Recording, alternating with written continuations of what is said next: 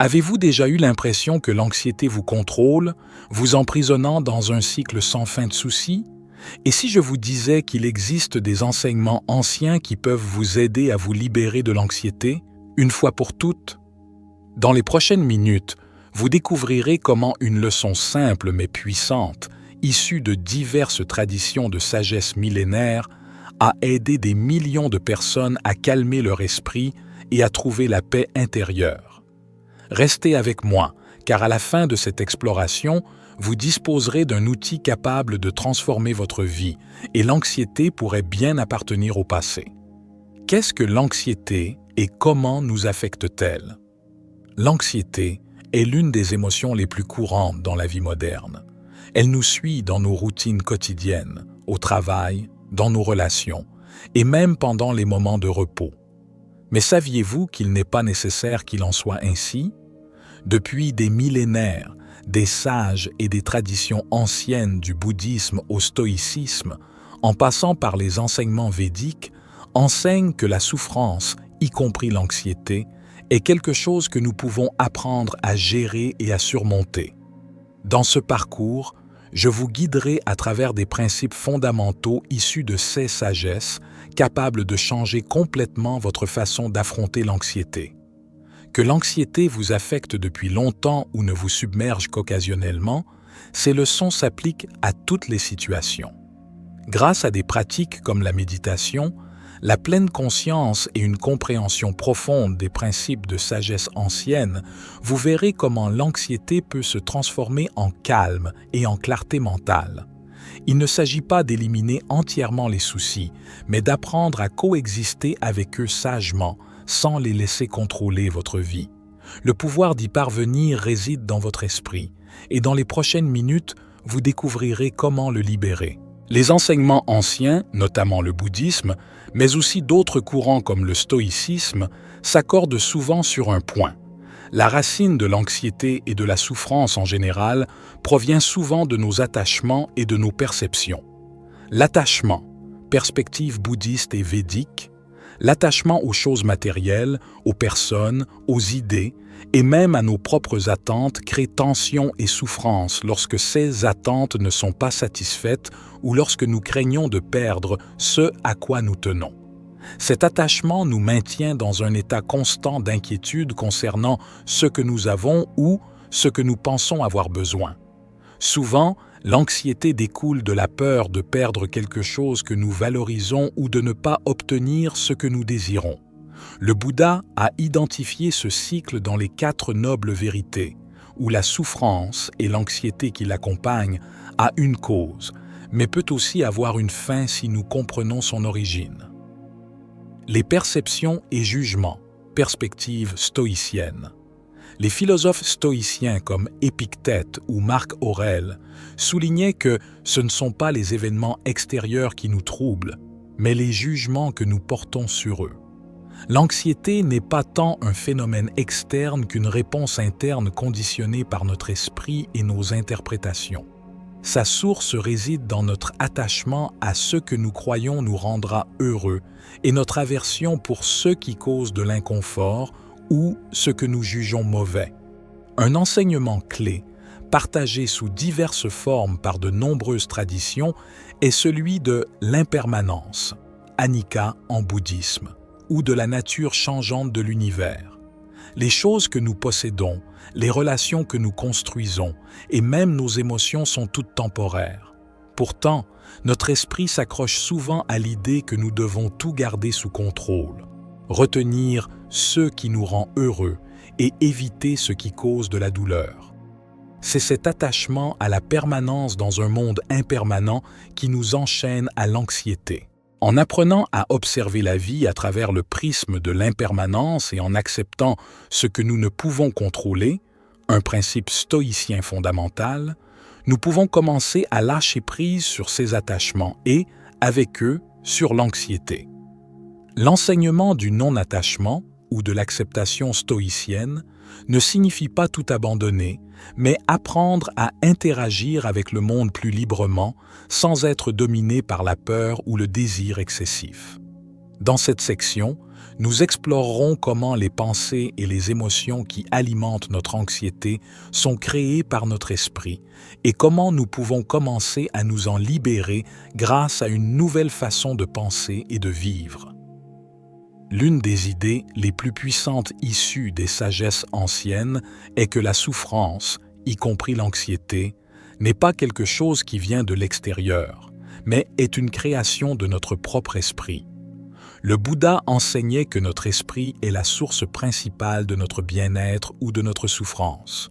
Les stoïciens affirmaient que notre citadelle intérieure, notre capacité à raisonner et à choisir nos réponses, est la clé de la tranquillité. L'anxiété n'est qu'un reflet de notre relation avec le monde et avec nous-mêmes. Si nous changeons notre manière de nous y rapporter, notre expérience de l'anxiété change également. Un enseignement clé pour se libérer de l'anxiété est la pratique du non-attachement ou détachement émotionnel, basé sur l'idée que l'attachement excessif aux objets, personnes, émotions ou pensées génère de la souffrance. Le non-attachement ne signifie pas abandonner tout, ce qui nous est cher, mais apprendre à vivre la vie avec un esprit libre, sans s'accrocher au désir constant de contrôler ce que nous ne pouvons pas.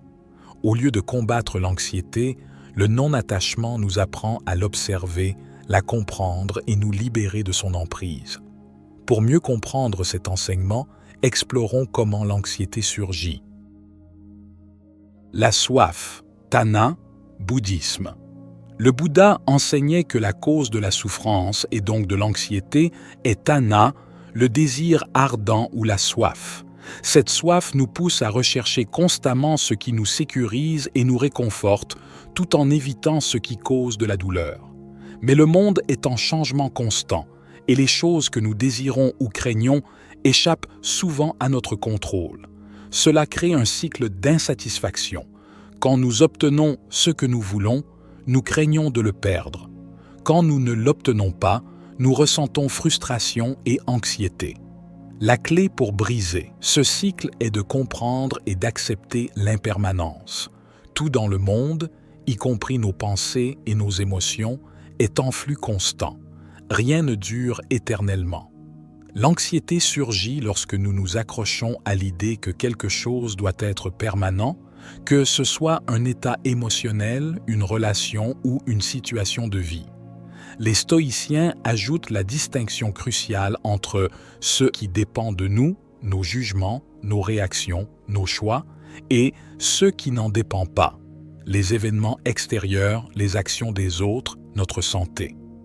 L'anxiété naît souvent de la tentative de contrôler ce qui ne dépend pas de nous.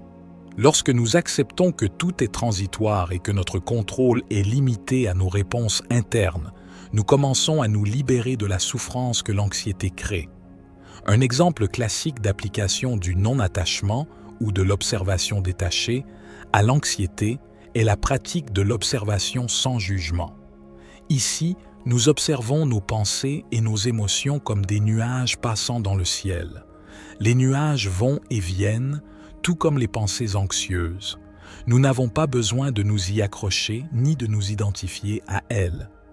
Lorsqu'une pensée anxieuse surgit, nous pouvons la reconnaître sans réagir.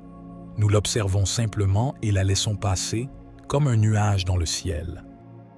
Cette pratique est très proche de la discipline de l'assentiment stoïcienne qui nous invite à examiner nos impressions avant de leur donner notre accord, assentiment, et de les laisser devenir des émotions perturbatrices. Au-delà de l'observation sans jugement, les sagesses anciennes proposent plusieurs pratiques pour nous libérer de l'anxiété. L'une des plus efficaces est la méditation de pleine conscience.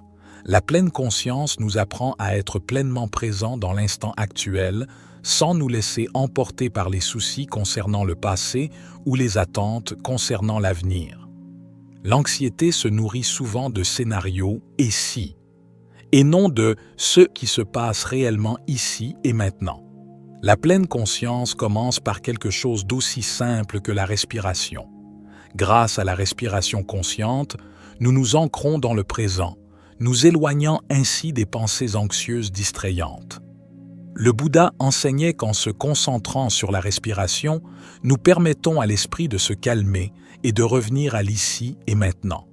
Chaque inspiration et expiration consciente renforce notre capacité à rester présent et à ne pas être emporté par l'anxiété. Comment cela fonctionne-t-il au quotidien? Imaginez que vous vous sentiez submergé par l'anxiété, peut-être à cause du stress au travail ou d'une dispute. Votre esprit se remplit de pensées comme « et si cela arrive ?» ou « et si je ne peux pas gérer ça ?» Au lieu de laisser ces pensées prendre le dessus, vous faites une pause et portez votre attention sur votre respiration. Inspirez profondément, expirez lentement. En faisant cela, vous réalisez que ces pensées anxieuses ne sont que des pensées. Elles ne définissent pas la réalité, sauf si vous leur donnez ce pouvoir. La respiration crée un espace entre vous et vos pensées, vous permettant de choisir de ne pas être gouverné par elles. Un autre enseignement clé pour se libérer de l'anxiété est la compassion, non seulement envers les autres, mais aussi envers soi-même. Souvent, l'anxiété s'aggrave lorsque nous sommes durs avec nous-mêmes, nous reprochant de nous sentir mal ou de ne pas gérer les situations parfaitement. Le Bouddha enseignait que la compassion, Karuna, est l'une des forces les plus puissantes pour transformer l'esprit et le cœur.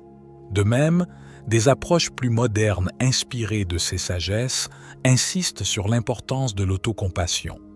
Lorsque nous nous traitons avec bienveillance, reconnaissant que l'anxiété est parfois naturelle, nous nous donnons l'opportunité de guérir et de grandir.